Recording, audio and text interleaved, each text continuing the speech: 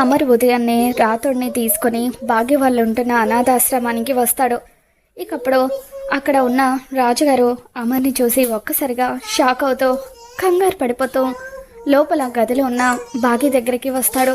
అప్పుడే బాగి పాపకు అన్నం తినిపించడం కోసం అని చెప్పి ప్లేట్లో భోజనం కలుపుతూ ఉంటుంది.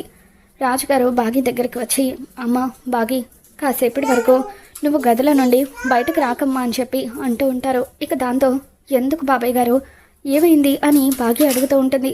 అమరేంద్ర సార్ ఆశ్రమానికి వచ్చారమ్మా అని రాజుగారు అంటూ ఉంటారు. దాంతో బాగి కంగారు పడిపోతూ ఉంటుంది.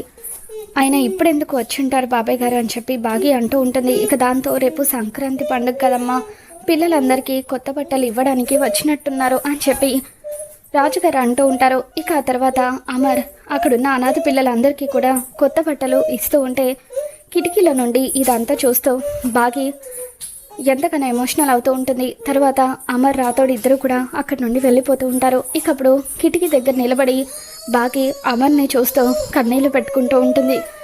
ఇక అమర్ కూడా బాగి తనని చూస్తుందన్న విషయం అర్థమైపోయి అక్కడే నిలబడి బాగిని తలుచుకొని ఎమోషనల్ అవుతూ ఉంటాడు. మరి అక్కడే ఉన్న బాగిని అమర్ చూసేస్తాడా, ఏం జరగబోతుందో మళ్ళీ మన ఛానల్లో తెలుసుకుందాం. ఈ వీడియో మీకు నచ్చినట్లయితే తప్పని లైక్ చేయండి.